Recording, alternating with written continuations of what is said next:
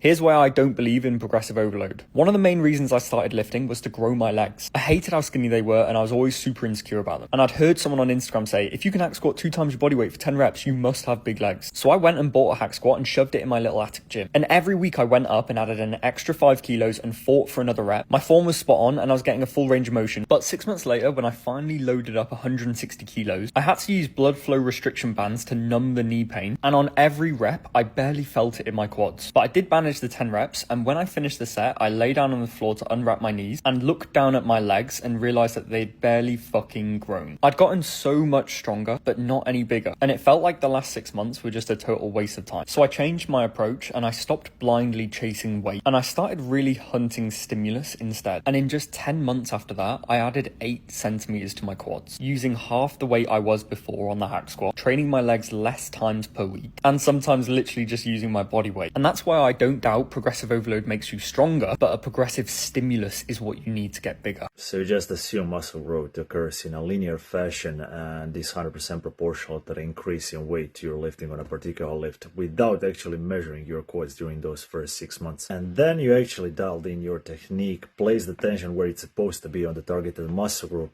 started pushing sets close enough for to complete contractile failure and actually measure your quads, and then you started noticing growth.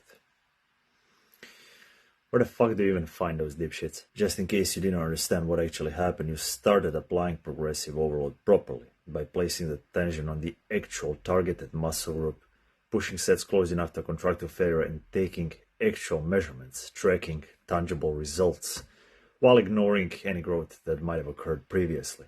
And a high possibility you actually dialed in the nutrition side of things. This is exactly why personal anecdotes don't hold a lot of value. People don't know what they're saying, what they're doing, why they're doing it, and why something that happened or occurred at that specific point in time. People just jump to conclusions based on the previously installed beliefs and notions without any understanding of underlying mechanisms, while overlooking a bunch of potential reasons and factors which might have led to the outcome in question.